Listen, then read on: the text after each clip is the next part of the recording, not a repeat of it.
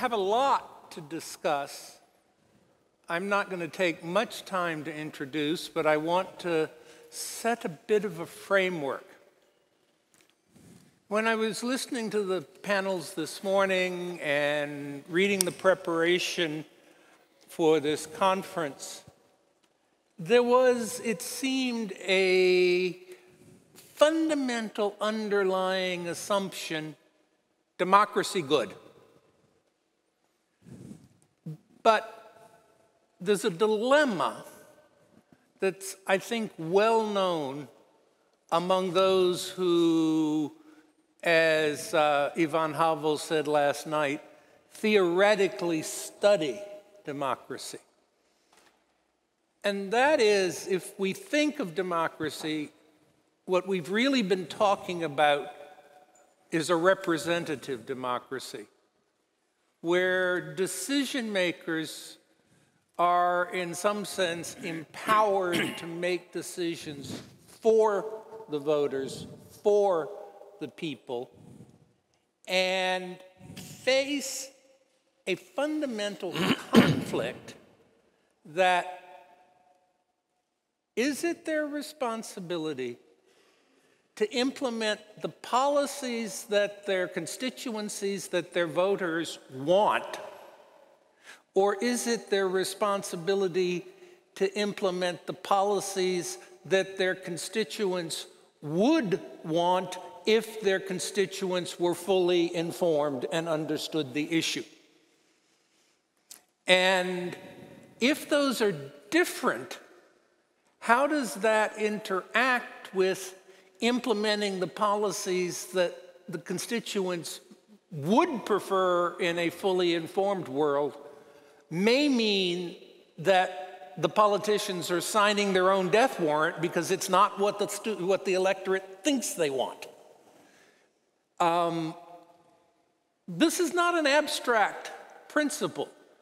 There is research that shows that voters have some typical biases where they disagree fundamentally by instinct with what economists think would be what they would want fully informed. I don't want to take any more time because we have a fascinating panel here of people who have faced this issue from a unique perspective. Except for Mr. Derevyanko, whom I just met this morning, I've known the rest of these panelists for years and got to know them first as professional economists, and then discovered they went into government. So I don't think of them as politicians, but I now think of them as people who've had to grapple with this issue. How do you govern in the best interests of your population and persuade your population to follow you if what you think is in their best interests may not be what they think is in their best interests? That's the first question I want to pose. The second question I want to pose is for them to go back to their thinking caps as economists and ask, how do we enlighten the population, enlighten the voters to try and reduce that dilemma?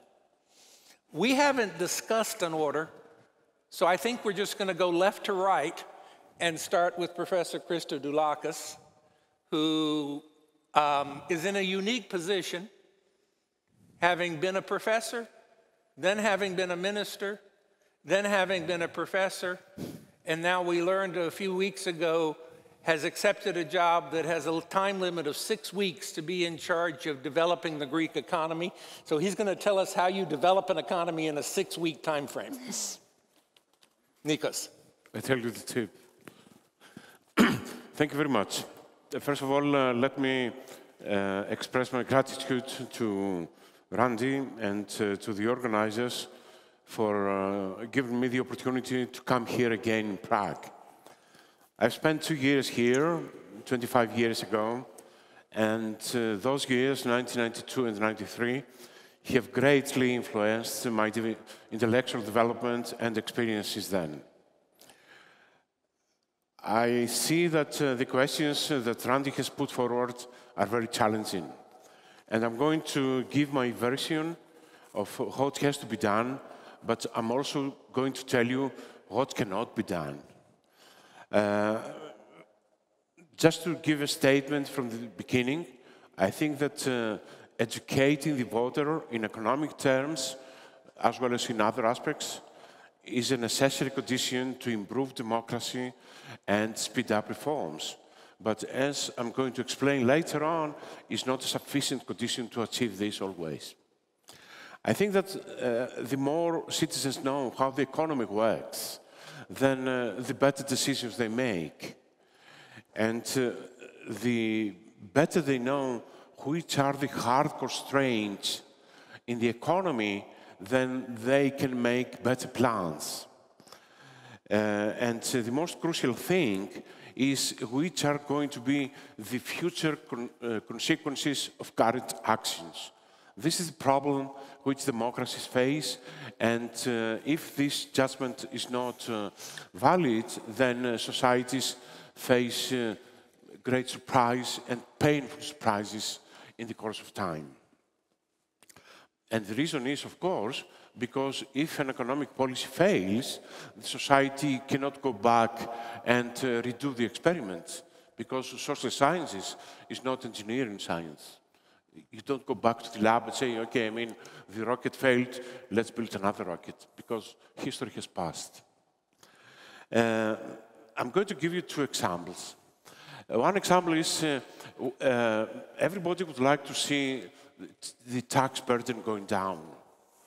And if you put this into question, everybody's going to vote yes, ignoring how the cost and the problem which is created by this action is going to be faced by another category.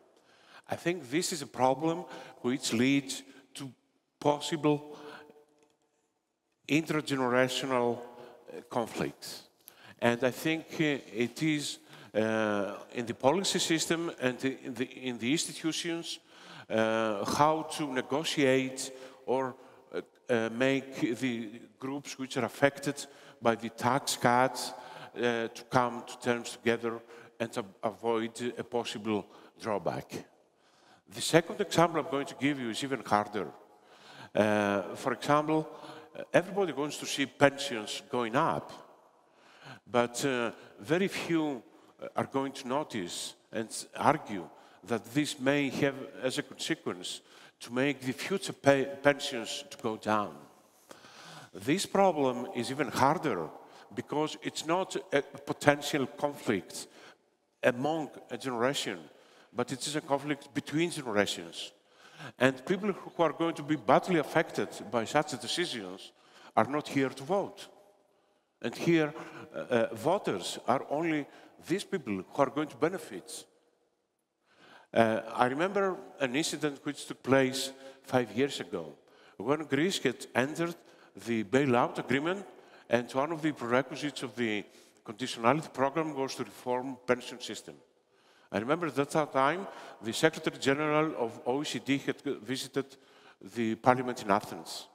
And half jokingly, he said that he realized how difficult it is to reform the pension system, and one way to accomplish this is not to allow the pensioners to vote for this specific reform.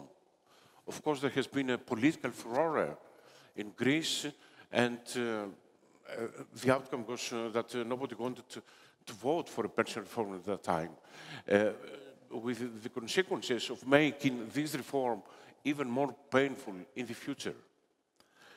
And the reason behind all these developments is that the current beneficiaries or the likely beneficiaries in the near future, or the status quo, if I may use the term, is in a position to win because it has more advantages. So no matter how much the people is educated, I think we have to resolve these conflicts either within society or between current society and the future. That's why I'm saying that to know better how the economy works and which are the consequences is a very welcome development, but it's not sufficient. It does not provide us a guarantee that everything is going to work smoothly. Let me remind you something. In several universities, now, because economics was accused several times of not being an experimental science, they organize economic experiments. And they put students to represent companies or workers or the employers, or all these type of things. The student of economics proved to be the most aggressive than anybody else.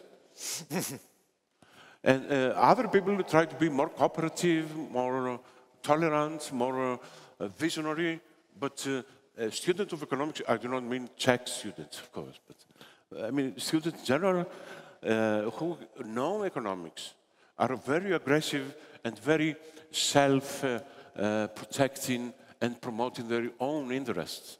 So knowledge is not a guarantee. So what can we do? My proposition is that besides knowledge, information, and education, we also need rules. And I think the rules can provide a shortcut for education. And these rules have been in place and have been tried several times in the history of humanity. I give you an example. In ancient India, about 1,000 years before Christ, there was a very fundamental rule that the debt that a father creates in his lifetime, not talk about women at the time, of course, is inherited and should be fully respected by his sons. So the people in India didn't know about the transversality condition, or they didn't have to solve some very complex differential questions of intertemporal economics in order to see how they have to adjust their consumption in order to avoid ending bankrupt at the end. They had this simple, sensible, and very harsh rule. You don't repay your debt, your son has to do it. And this has very adequately educated people and societies on how to behave. And I think in several other aspects, religion has provided with several educational tenets and mottos, societies. And there is a theory which I largely share, that one of the reasons why religions have developed, or at least organized in the popular part of it, is in order to organize the economic behavior of the subjects in each society. And there are plenty of examples in Christianity, in Islam, in Buddhism, everywhere.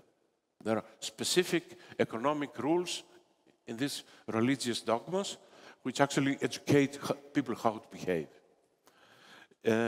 Some more recent and more advanced rules, of course, take the form of constitutional fiscal reforms.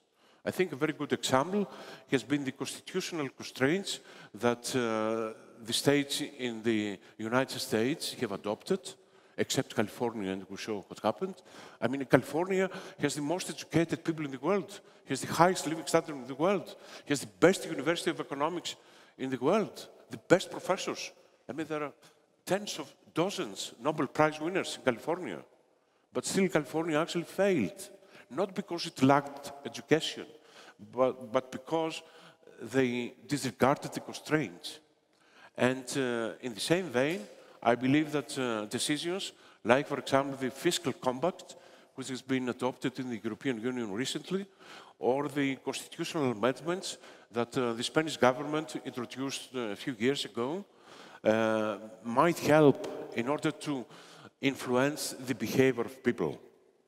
And this, I would like to stress, and this is my final point, is that it does not mean that we do not have to expand teaching economics.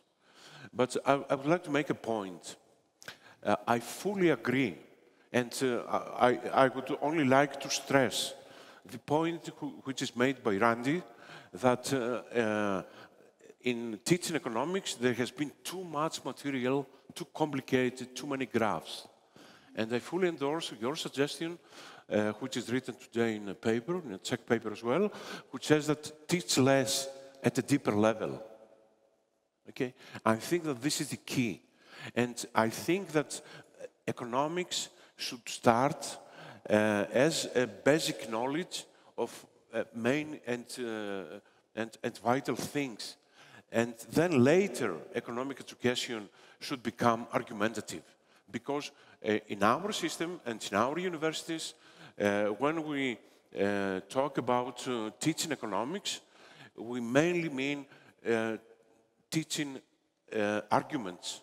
So the student, before he or she learns how the economy functions, learns if Keynes is good, if Marx is obsolete, if Friedman is God, or something like that.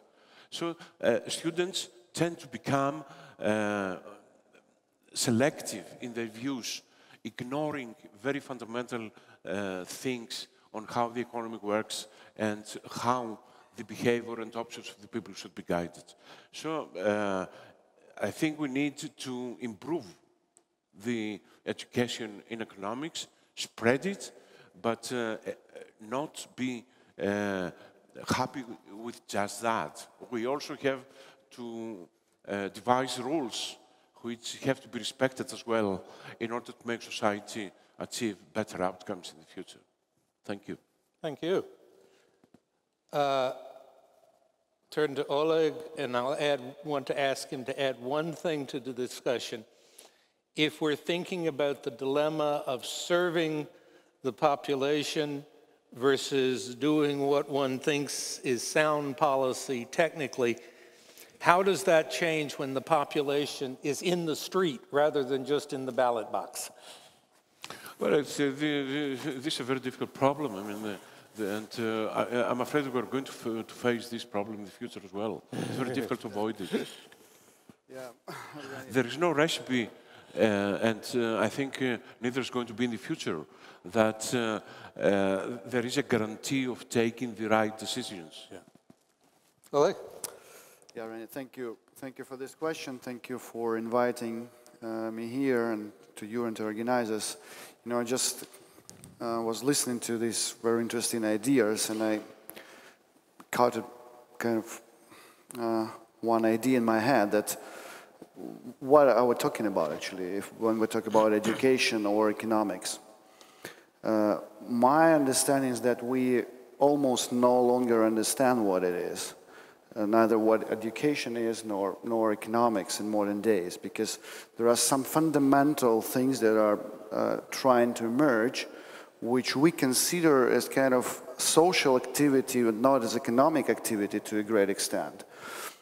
For example, what is like Wikipedia? Is it a kind of social activity? Is it a phenomenon of just internet or, like, let's say, networking activities, or is it already some, you know, phenomena of new emerging economy, which and talking about democracy in this context, you know, in Ukraine we really went through a very interesting experience when Maidan happened in Ukraine. It was not a representative democracy; it was a direct democracy.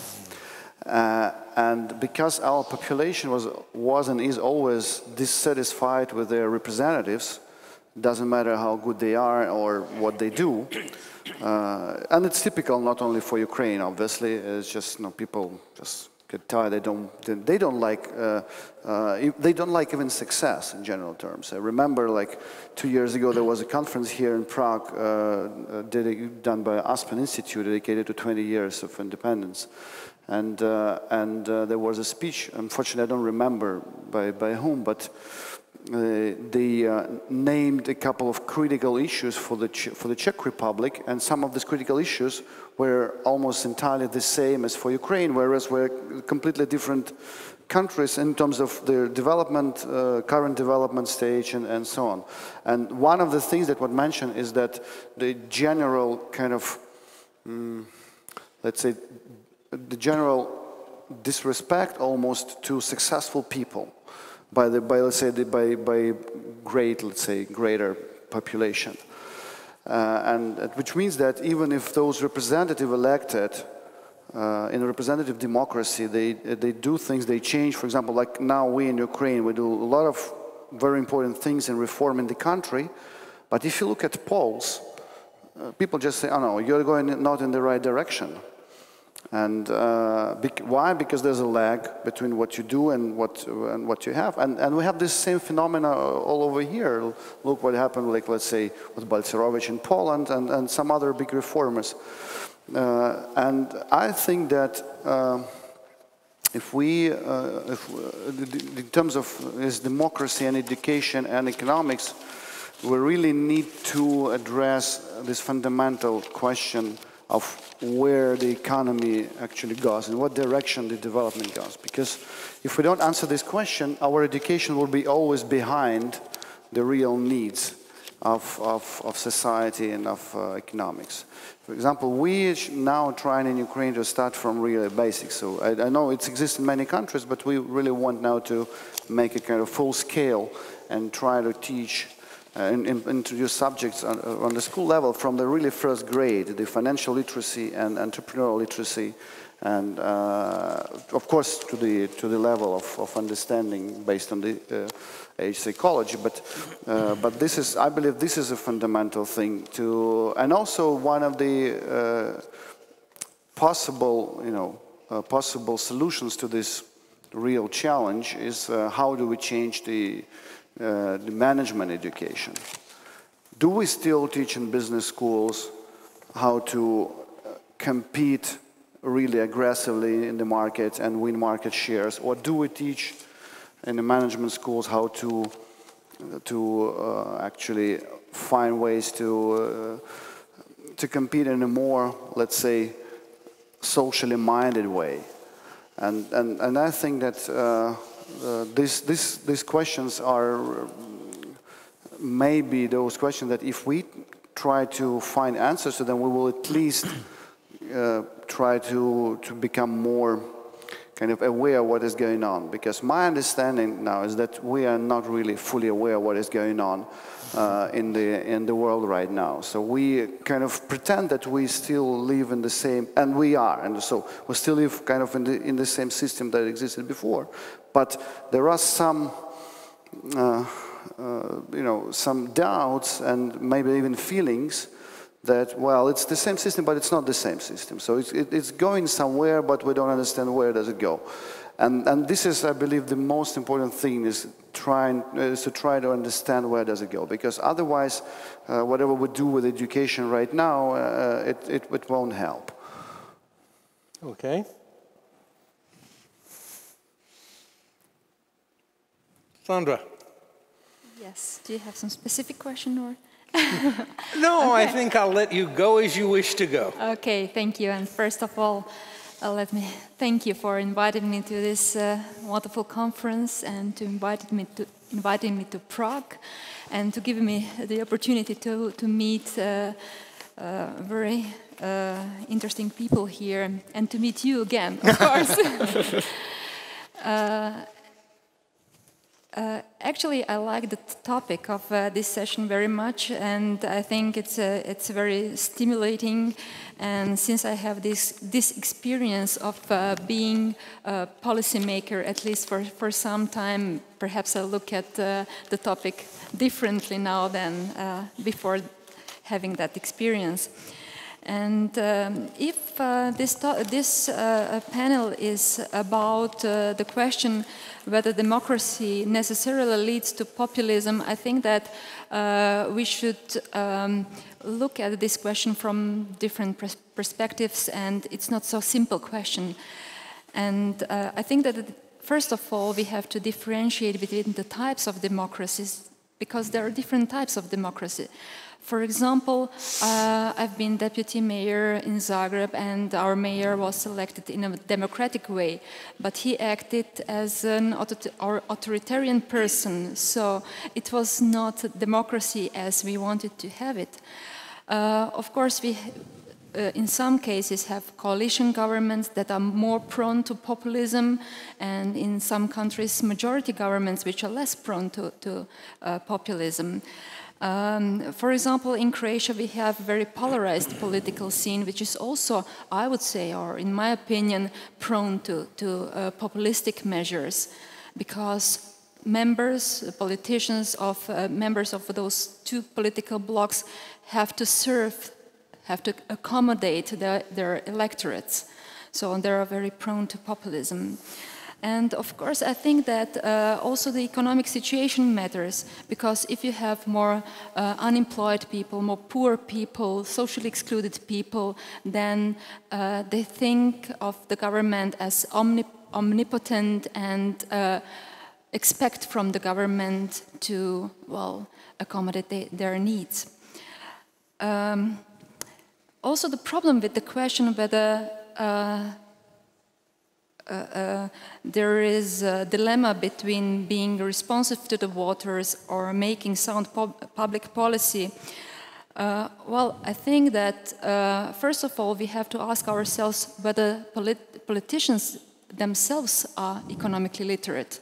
Because I think in many countries even the politicians lack good insights into economics, and they don't care about economic analysis or evaluation or assessments of the effects of economic policy measures. So I think also we have the problem on that side. Maybe we should also ask ourselves whether we are literate, we have democratic literacy in our countries at all. Because if our citizens don't participate, if there is an absenteeism, then we don't have mature democracies, and such immature democracies are perhaps also more prone to populist measures. And as for the second question, how to enlighten people, I think that the responsibility of economists is very, very high, because we have all the other groups of people that are informing the audience, the voters, in a wrong way, such as politicians, such as media, which are very often economically not sufficiently literate. And the problem with the economists is that they are reluctant to write simple text, to express themselves in a simple way. Sometimes they think if they would express themselves in a simple way, their colleagues would think of them as not sophisticated enough. But still we have to overcome that obstacle and try to talk to the audience, to write very simple text in a simple way. Otherwise we risk having not sound public policies. Anything else? Some question? I'm sure there'll be many more things, but why don't we give Ahmed a chance to... Well, first, can everyone in the room hear me? Because I actually am having a bit of a tough time hearing them. You can hear me well, right? Okay. This is a tough spot to be in. It's the afternoon, the weather is lovely outside, the city is impossible. You really should be out doing something else other than being locked up in a room, listening to a topic that's impossible as Randy. So what is the topic? Well, I'll get to that in a minute, but I want to thank Randy, and I am delighted to be here. Randy, I'm going to be saying three things. I'm going to be saying what is the problem, because Randy characterized it very well, but I have a slightly different take on it. And then I am going to share with you the experience. I was also stuck a little bit in government for a while, and I had to deal with these problems. I had to convince someone of a better medicine. So I'm going to share with you some of the ideas and how we dealt with them. And then from the panel this morning, I mean, if I didn't know anything about the Middle East, I think the world is going to collapse. These guys are going to kill each other, and they're probably going to come to kill you in Europe. So I want to say something about the prospects of what's going on in the Middle East and maybe say something about what's behind the scene. So let me start off with my characterization of the problem. The way Randy put it was basically you need to solve the economic problem. You need to help you need to solve an economic problem in a context of democracy, and people are not understanding that, or they don't see their interests aligned with the solutions you're advocating. I agree with this, but let me complicate it a little further. What we know about when someone is sick, what do? You go to a doctor. What does a doctor do? Give you medicine. Does the medicine taste good? Not at all. Is it going to make you feel better tomorrow? If he's a good doctor or she is a good doctor, I think you will be. The problem is this. The problem is that the cost of reforms is now, and the benefits are down the road. Do I believe you? Are you actually giving me the right medicine? Is it just a question of explaining it to me so that you convince me that's a good medicine, or what? And then, of course, with every reform of any kind, there are winners and there are losers. How would you deal with the losers? You're not going to sit there they're not going to stand idle and let you do whatever you want to do. So there will be people who oppose what you're doing. So you have opposition, you have people who don't understand, you have people who don't believe that you are going to deliver the benefits down the road. So it's not simply a question of convincing people. It's more than that. You have to find the right medicine, you have to explain it to them, and you have to deal with the losers. That is the nature of the problem.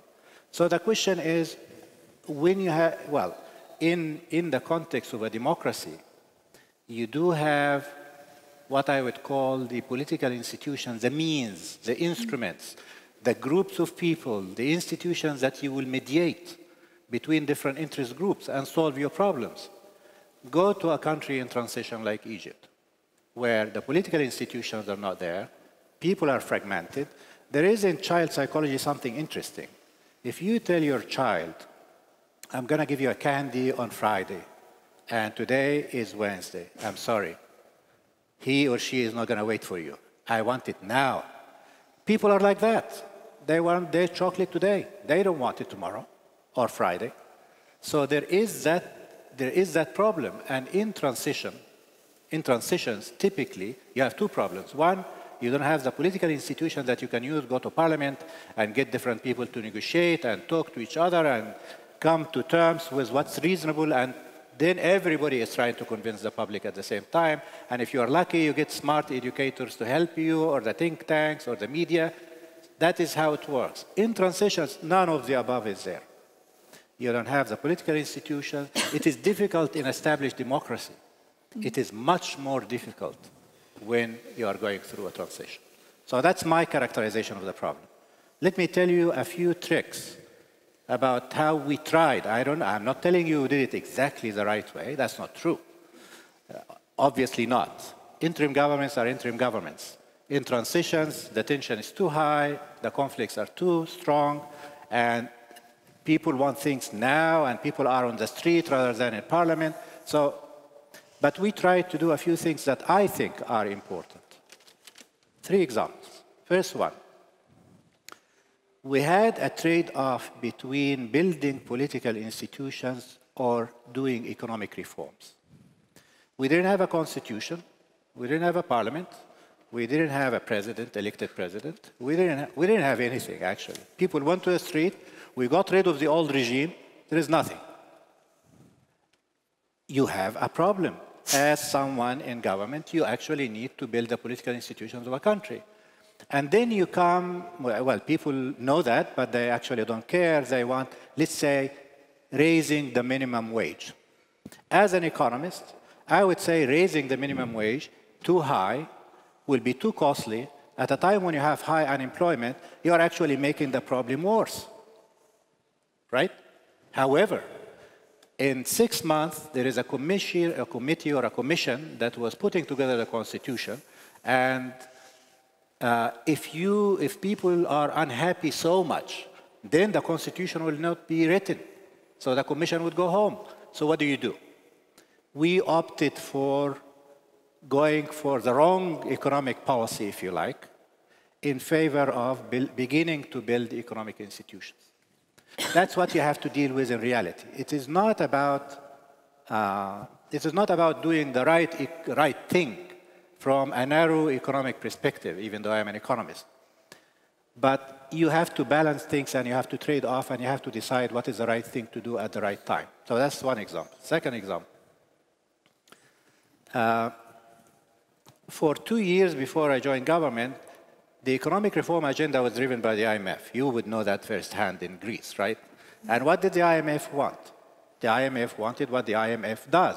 If it walks like a duck, quacks like a duck, must be a duck. If the IMF is in town, it's austerity, it is reducing the budget deficit, it's stabilize today and live tomorrow. That's basically the name of the game. We thought that this was the wrong thing to do. At a time when you have high unemployment, rising poverty, rising perception of inequality, the people who went to the streets were demanding 3 things: bread, freedom, and social justice. You go and tell them, I am going to stabilize the economy today because it's the right thing to do. Wrong prescription. I sent the IMF home, and we cared about what we call the social citizenship rather than IMF citizenship. Social citizenship is when you have, you activate the economy, even at slightly higher fiscal deficit for a short while, and at the same time, do it prudently, do it in public investment so that you can actually create economic growth down the road and so on. Activate the economy rather than contract the economy. I don't want to get into the details of the program, but that was the idea, along with satisfying some social demands in the interim period, because that's how you can get them to wait until Friday. You cannot tell them, I'm not doing anything for you and wait 2 weeks from now. It's Friday coming around the corner. And the third thing is that we tried to communicate with them as much as we could. Now, how did we do that? All that, I am not sure. Randy has a really nice article I invite you all to read, that people vote or rebel because of their emotions, not rationality. So you get the smart economists trying to explain to them what is the right thing to do. They really don't do that. They don't listen much to you. They feel what you're doing. What is this government trying to do to me, sort of thing, right? So that's one bottleneck, one difficulty, if you like. But there are other difficulties. Maybe we couldn't communicate well. We are bad economists. We use lots of graphs and lots of numbers and budget deficit and twin deficits and all that nonsense that nobody understands anyway, not even some of us. So communication, perhaps we were not very good at it. But there is one important explanation that I would like to put on the table, which is what I would call the free rider problem. Every voter or every person on the street, knowing what the logic of the reform is and how does it work, and they calculate what is in it for them and so on, is too costly. On the other hand, they count on not me doing that. I count on you doing it, because if you do it and you go to the street and you demand it, I will be a beneficiary. There is a free rider problem. So there is some objective reason as to why people behave they do. At the end of the day, that's what we tried to do. It didn't, I mean, I don't know whether it worked very well or not, or bad, or whatever, but that is what we tried to do. And I think one cannot think about communicating something without necessarily making sure that what you are offering people is worthwhile. Let me conclude by saying a few things about my last point, which has to do with the Middle East, because we have heard quite a bit about it in the morning twice. And in fact, every time anyone looked at the Middle East, they will tell you there is something called Arab exceptionalism. Democracy would spread everywhere, but not in the Arab countries. They will tell you this is where extremism is coming from, and they will tell you that they have a lot of oil. End of the story. What has happened since 2011 until now is the end of Arab exceptionalism, as far as I am concerned. We think about what's going on in the region for a long time. We thought the most acceptable understanding of what has been taking place in the region is what we call the authoritarian bargain. Rulers promise their people some economic handouts in return for shutting up, political acquiescence. What has happened in January 2011, December and 2010 and January 2011, up till now, is a rebellion against this one. Grievances can vary, but what people wanted was freedom, bread, and social justice. So there is something in the making. There is a departure from a well-established view of the Middle East that has broken down. The authoritarian bargain model broke down. Now, that is one thing. To say something collapsed is one thing. The other thing is to say, so what's happening next? That is what is being done right now. People make the judgment too quickly by saying, you know what, 4 years later, nothing much is happening. This region is going to go back to the old-fashioned way. That's not true. The genie left the bottle, sort of thing. And things are never going to be the same. And I think about the future of the region, you can think of 3 types of countries. Am I taking too much time, Randy? No. Okay. You can think about 3 types of countries in the region. The region is heterogeneous. It's not the same thing that applies across the board. You can think about a few countries that I would call them transition countries. And that would be countries like Egypt, like Tunisia, Morocco, Jordan,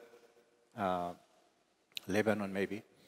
And then there is the oil-rich countries, that is the Gulf in general, and Libya.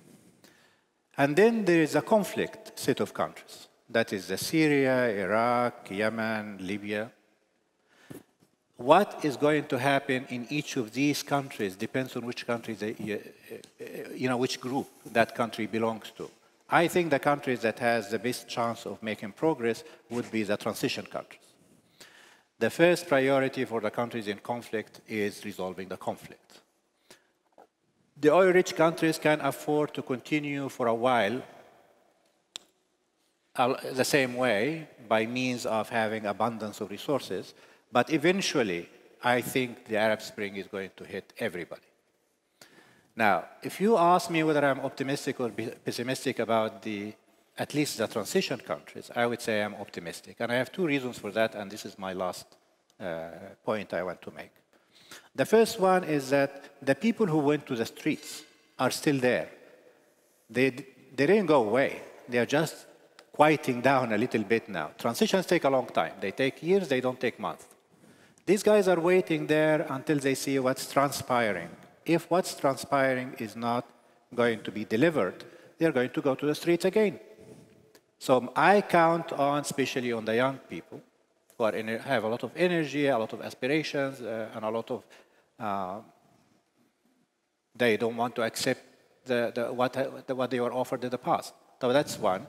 And the second thing that I also count on, which tends to be discounted, which is countries are also like children in another way. I said about the chocolate thing.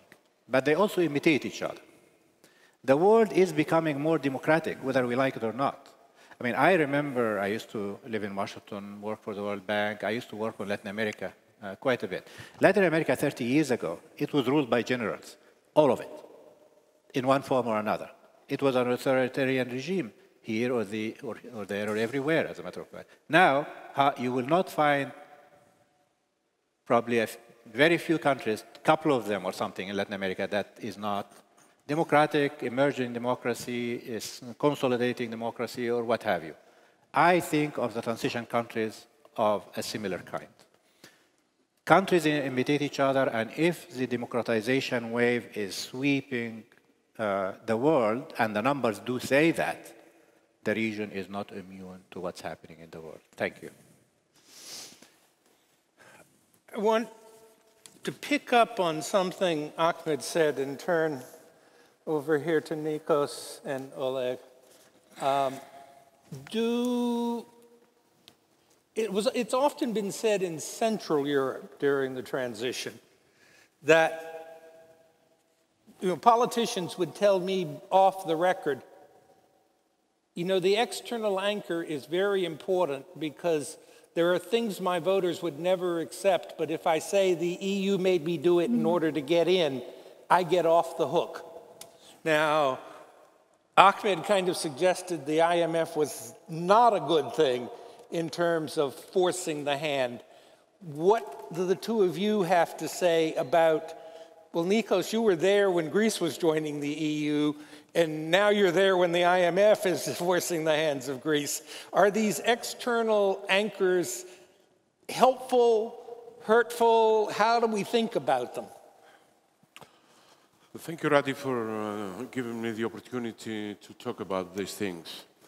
I do not have any happy suggestion or response. I'm going to say sad things. I think that in several occasions, the external imposition of policy is a good thing, and in many cases has saved countries and economies, but not always. Because there is no definite stock of knowledge and correctness which can be exported to other countries. I believe that the functioning of the economy is very social and cannot fall in a parachute and be applied correctly. Now, talking specifically about Greece in 2010, I think that Greece was in some need to get a credit help. In my personal view, not to the extent that was finally granted, but this is another story. A book of mine is going to be published in a few weeks' time, and I explain all my views and data and all these type of things to this. But I think that definitely that the recipe which has applied to Greece and to a lesser extent elsewhere was the wrong one. Why? Because Greece, okay, it was having a credit problem, perhaps an over-indebted problem. And the recipe was reduce debt, raise fiscal revenues, and do reforms.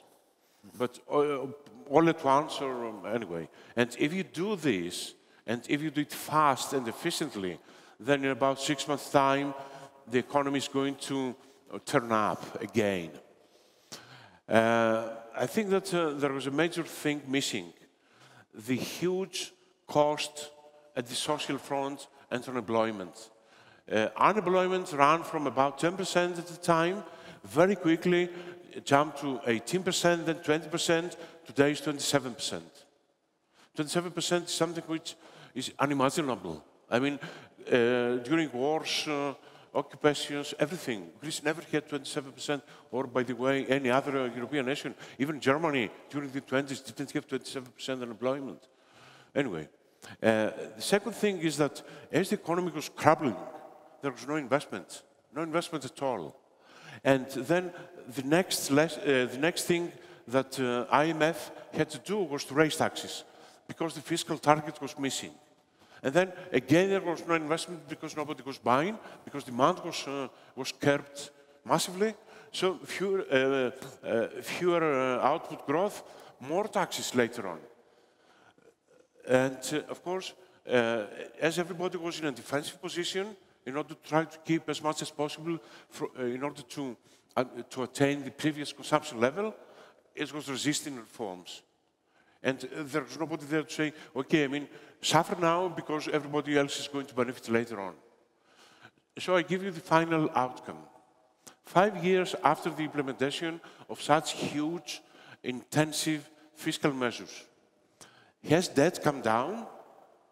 Because over-indebtedness was the prime reason why IMF came in and the European.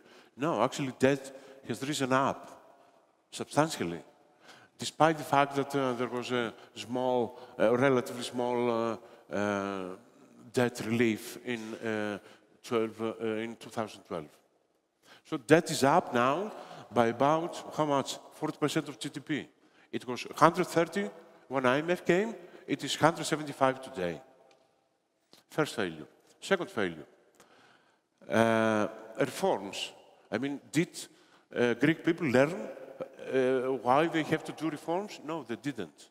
In fact, not only many right reforms were blocked, but the more reactionary forces in society actually managed, because they controlled the status quo, they managed to retain their privileges. So the outcome was to make the poor poorer and still keep the strongholds of privileged groups intact or almost intact. And now, I mean, reform is about word increase, because it's not a hope, but actually it has become a mechanism to transfer further pain and adjustment costs to the least privileged. This is a sad story for Greece. And why this happens? Because the recipe was not balanced. Because the recipe was tax, tax, and more tax in order to give you a lesson, not spend in the future. Okay, we got the lesson, but we didn't have investment.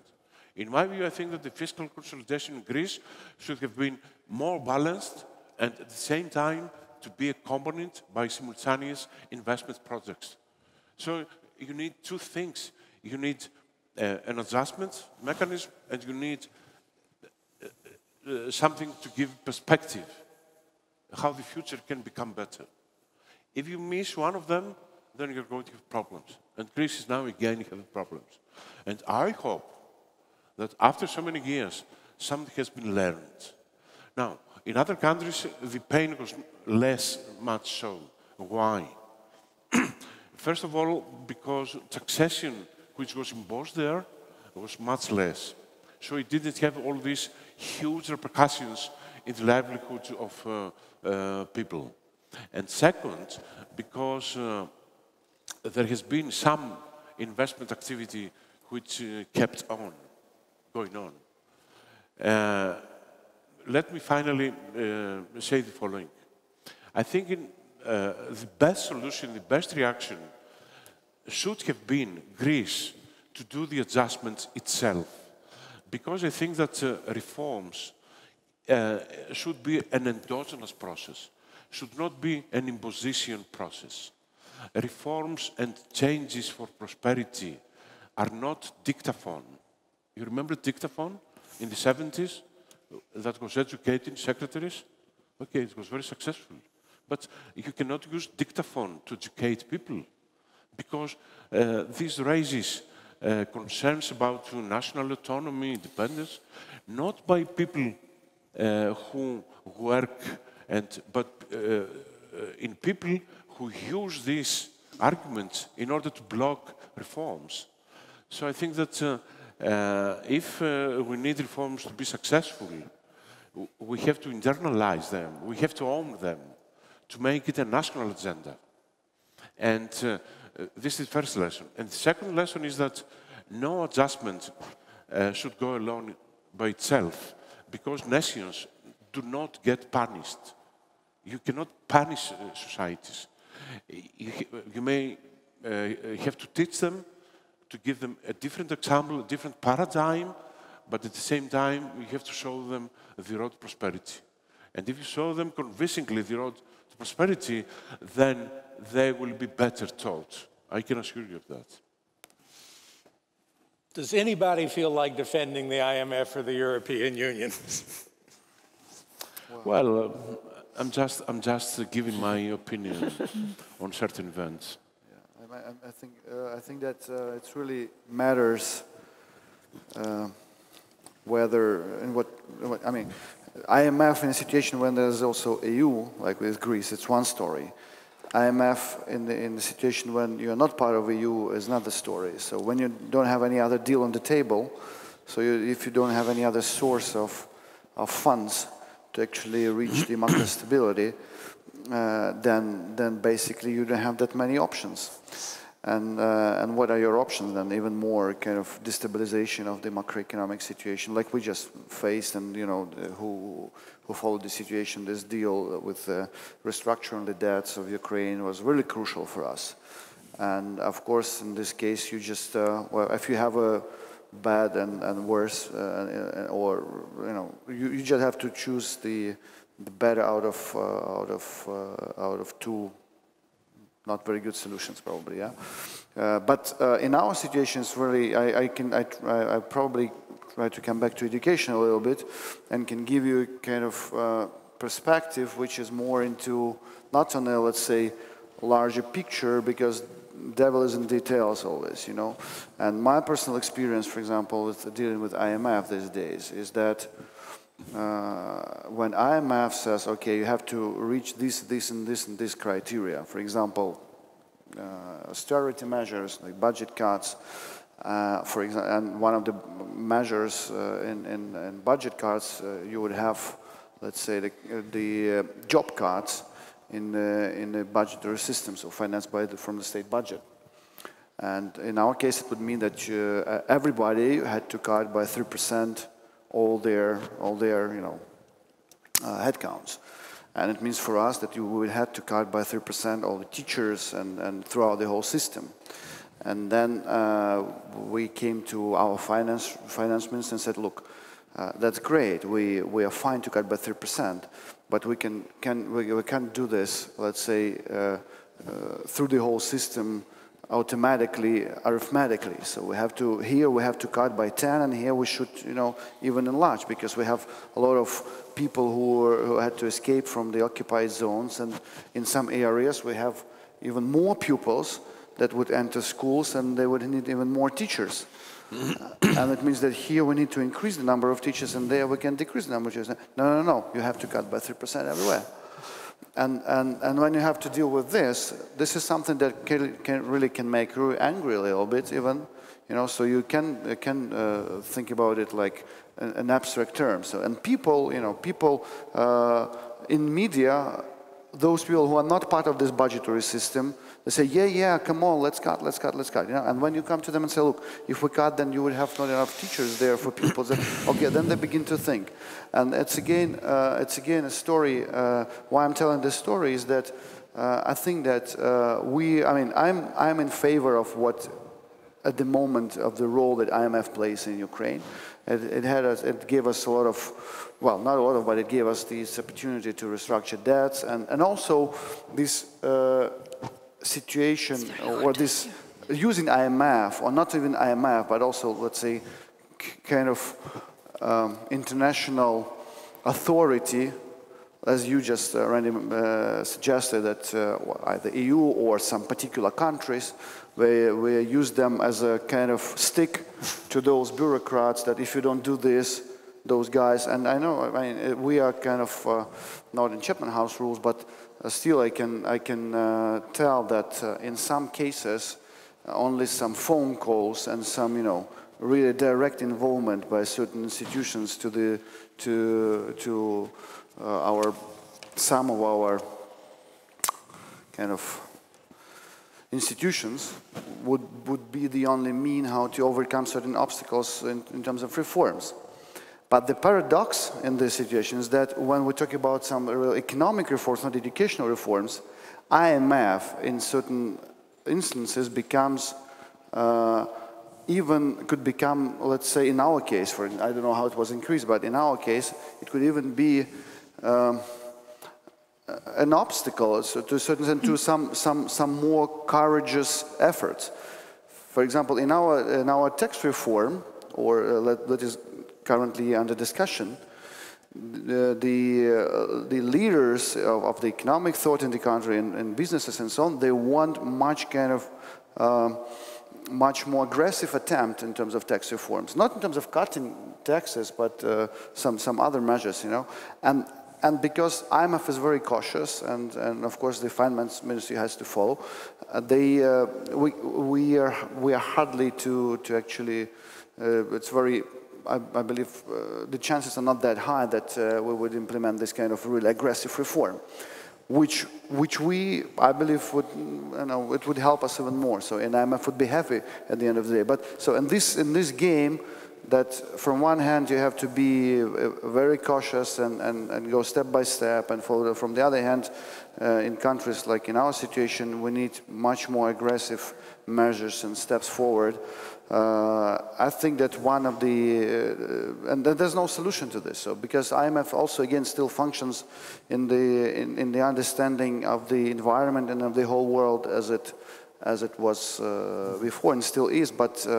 Again, my main message is that I started with this and I'm continuing to. So my main message is that we actually need more and more discussions like these and others to try to better understand where do we stand as a world, as a world community, as countries, and how we could Because you know what happened in Ukraine. So in media and some economists, I mean, why Greece gets this this tens of billions and we can hardly get 2, all this kind of stuff, and it means that the situation in Greece becomes a factor in Ukraine in political talks. And certain, in talks with other between the institutions and so on. So I think that we really need to, and IMF as well as part of the global setup, need to think more actively in the direction of where do we stand and where should we go, and I think there's a really lack of understanding. Before we drop the topic, Sandra, it's coming to you. Yeah. On balance, and I think Croatia probably had more pressure from the EU, obviously.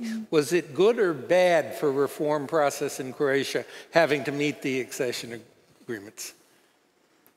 Well, I'm an economist, and I think that the pressure was even not big enough, because I would like to have more structural reform in place, and I think that even though we have to deliver something to European Commission and show that we can keep our finances under control and so on and so forth, but still European Commission has to deal with 28 countries, and Croatia is only one of them.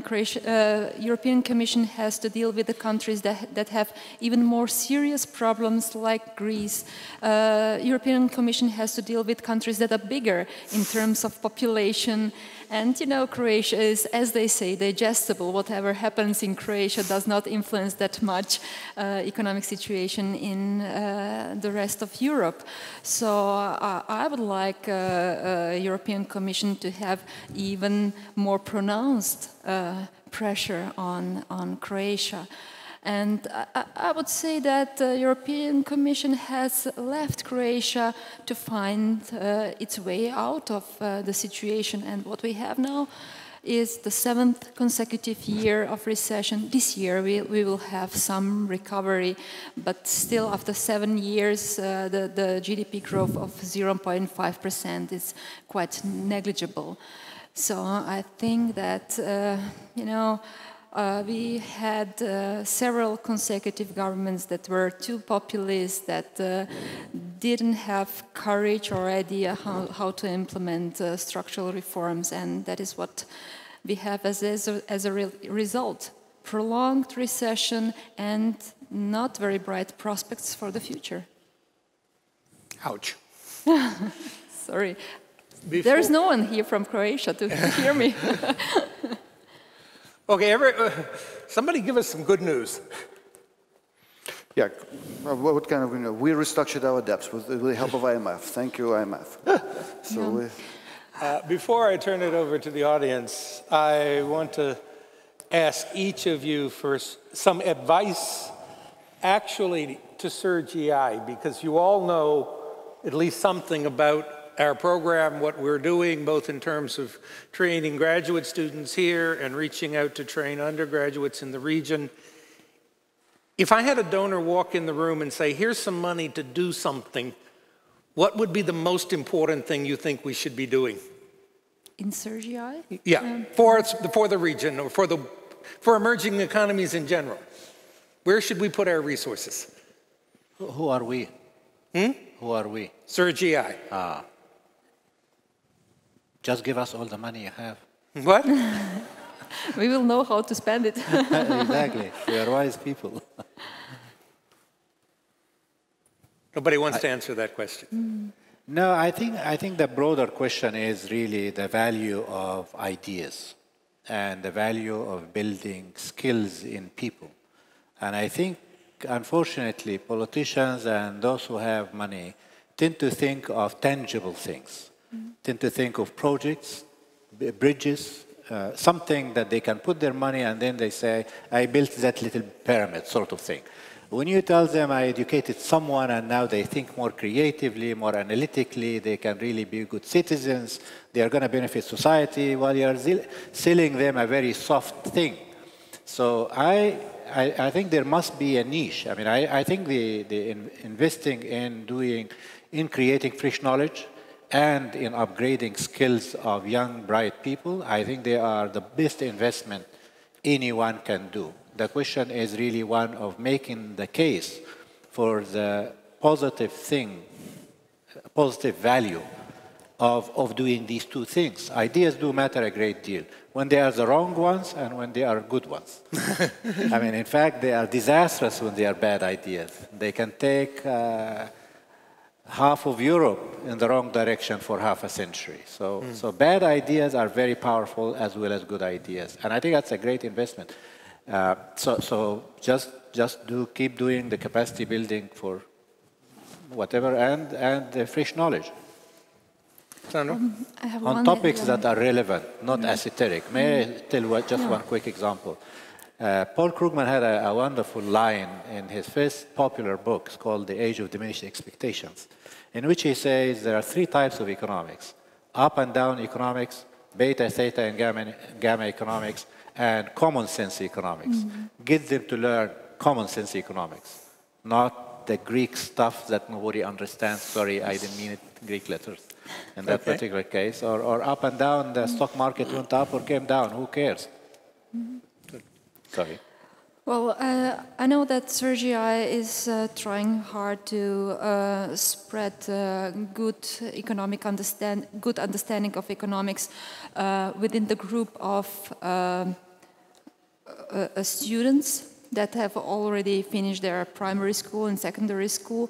This is fine. This is important because there are voters and the future voters. There are future parents that will raise future voters, but maybe you should put some money into creating programs for very young people, for kids in primary and secondary school, because I think that in my country, in Croatia, kids are not raised in a way that they think that they should employ themselves or they should employ the others, but they all expect that they will be employed by someone else. So maybe to teach them how to be more entrepreneurial and to participate more in free market economies that they live in. Anyone want to add anything? First of all, thank you, Sandra. Thank you. I completely agree with this proposal.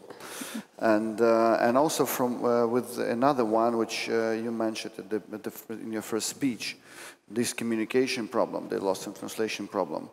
But I would suggest that this project would be very, very important and helpful if you would teach both the current economics and if you would teach what, the knowledge economy, what it could be or like be. Maybe there's no direct answer. There are lots of discussions right now. But, for example, if the economy, the whole economy, the global economy will develop into that new stage of Internet of Things and then Internet of Everything, with some predicted 50 billion devices connected to the Internet by 2020 or 25.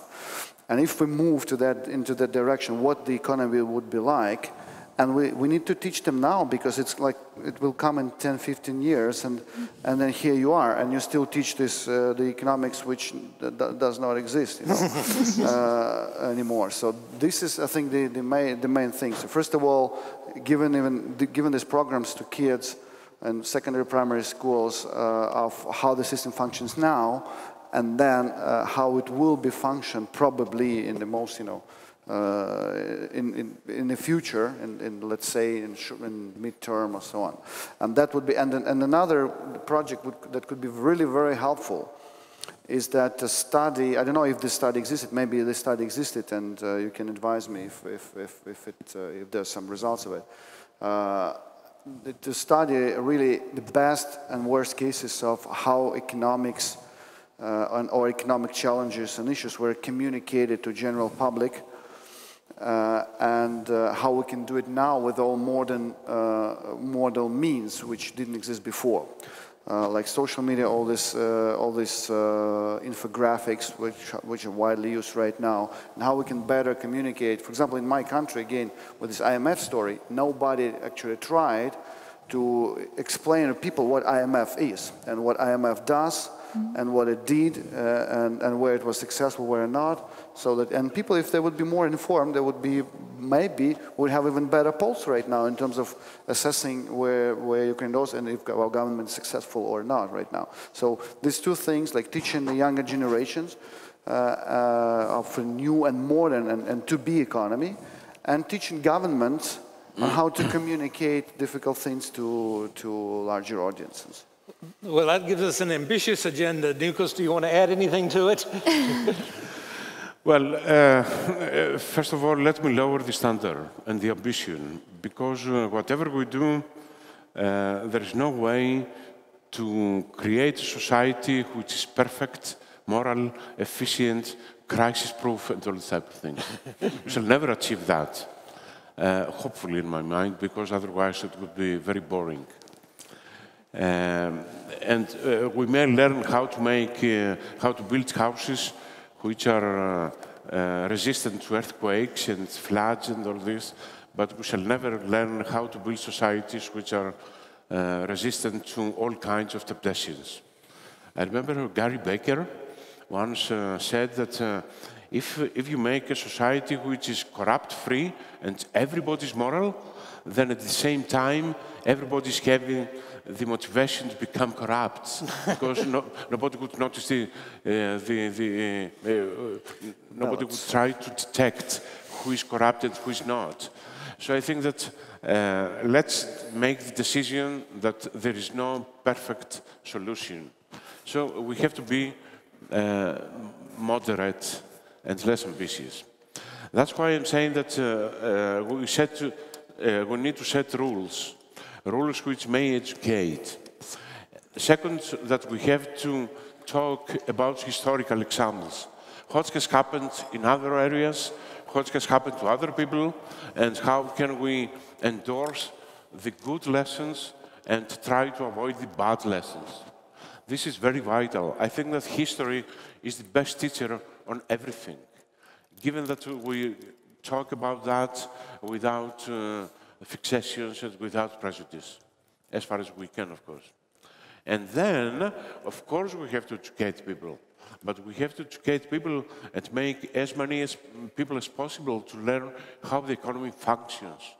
Not how the economy should function in order to become perfect. I tell you a story which actually played a very important role when I was here in Prague.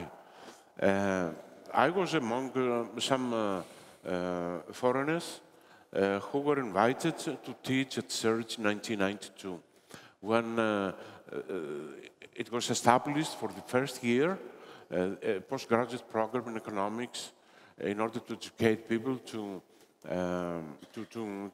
be placed later on in organizations, talks with the European Union, OECD, and all these type of things. I was impressed by a requirement which was put for the students. Nobody who has been taught economics before was allowed to enter. And students should come from engineering, physics, mathematics, medicine. All other fields are allowed, not economics. Why? Because they have taken the wrong teaching. And they would be very resisting in getting acquired to the new environments which they have to learn.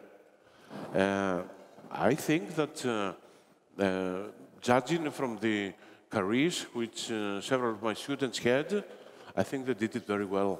So I think that in order to teach economics, we have to make it to abandon or to forget previous obsessions and prejudices. That's why I insist very much on the need, on the absolute need to leave aside the argumentative character of teaching economics and learn first how the economy functions, how other people have done it, wrongly or rightly. Both of them can be didactic. And then, as some economists mature, and then they can argue which choice is best and which policy is most correct and all these type of things.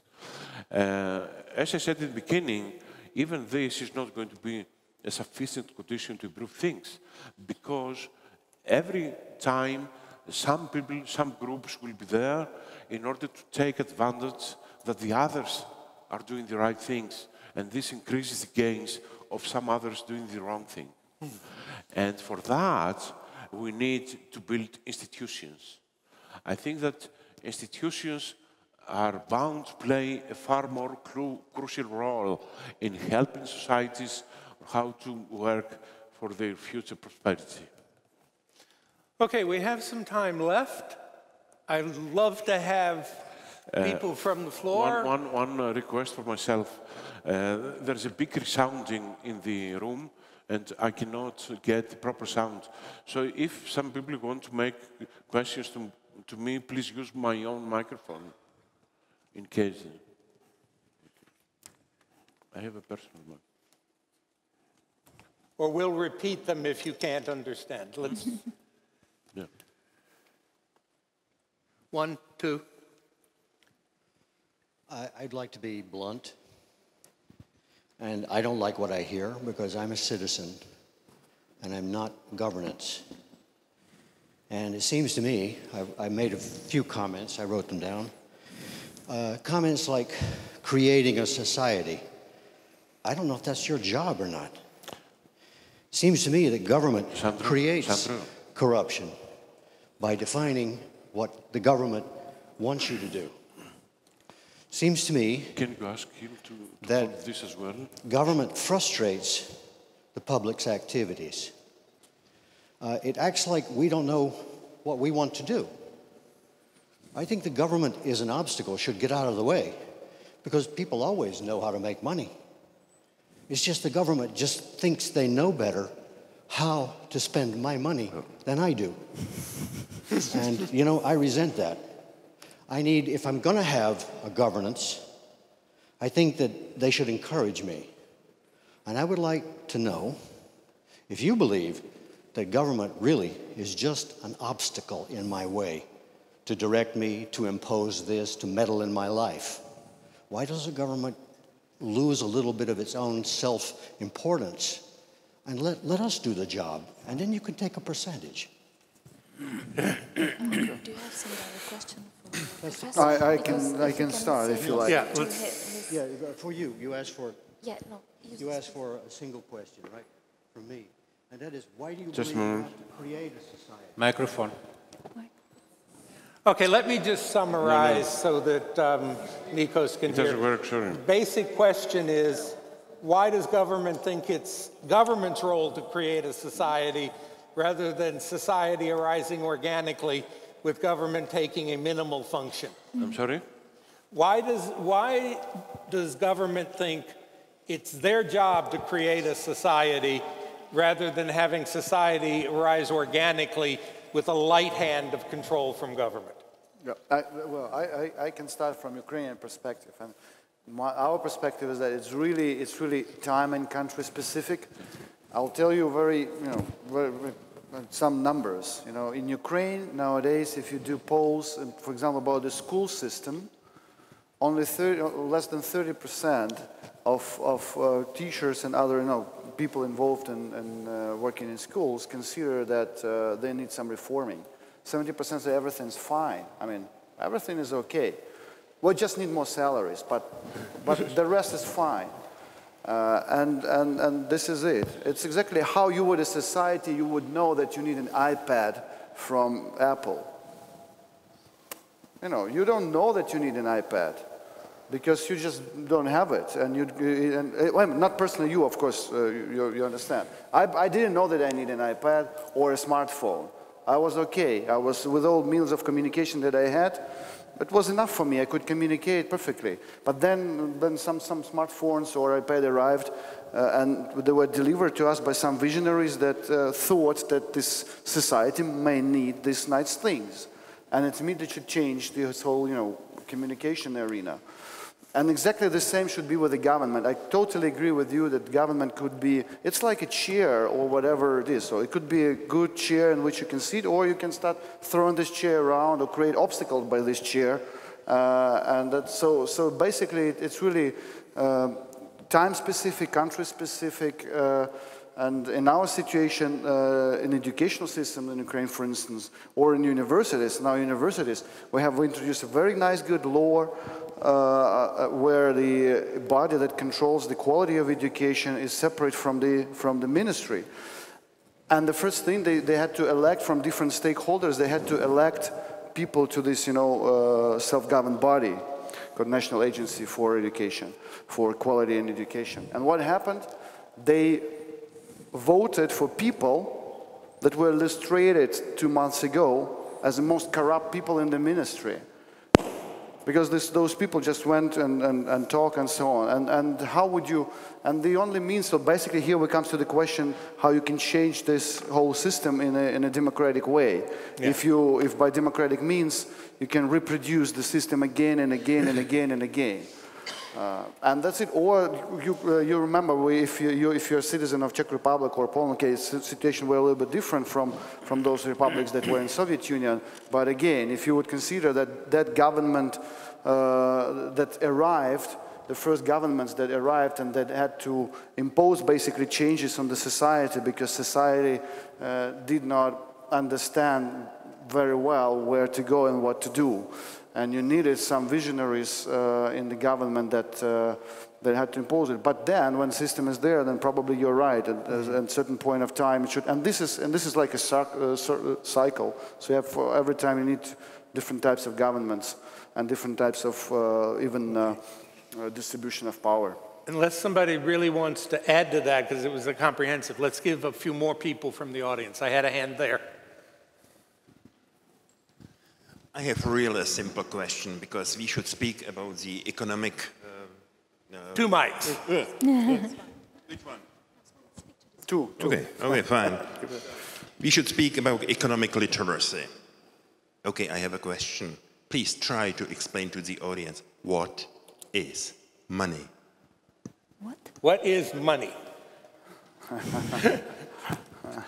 That's an hour-and-a-half lecture. In 2 minutes, Ahmed, what is money? Yeah, I've been taught in my school there are 5 functions of money, but I can go on, but I'll probably stop. It's obsolete. Yeah. Okay, not functions. What is that? Okay. Do you understand the question? What is what? Yeah. What is money? Not what functions they have. What is that? I'll give a very simple answer. Whatever people accept as money is money. Yeah, generally accept. The means of exchange. Yeah. Nikos, did you want to say something? What is money? Well, perhaps you have your own answer because you have asked this as if you had your own answer. Yeah, so what is your answer? No, but if you can explain it in a way that you ask the question. Well, okay, it's quite simple. If you go with a certain amount of money in your pocket to the automat selling Coke, and you smash in, let's say, $1 or 25 crowns or whatever currency you have in your pocket, or drachmas, for example, what do? And the automat gives you a bottle of Coke. What have you done? You have only exchanged your working time, because the 25 crowns or that $1 is your working time, because you received that for your working time. That was your award. And what you get is a bottle of Coke, which is the result of working time of somebody else. So money is nothing else than that.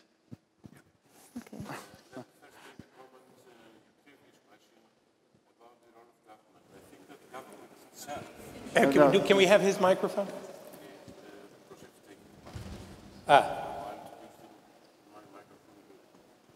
Maybe you can use this mic.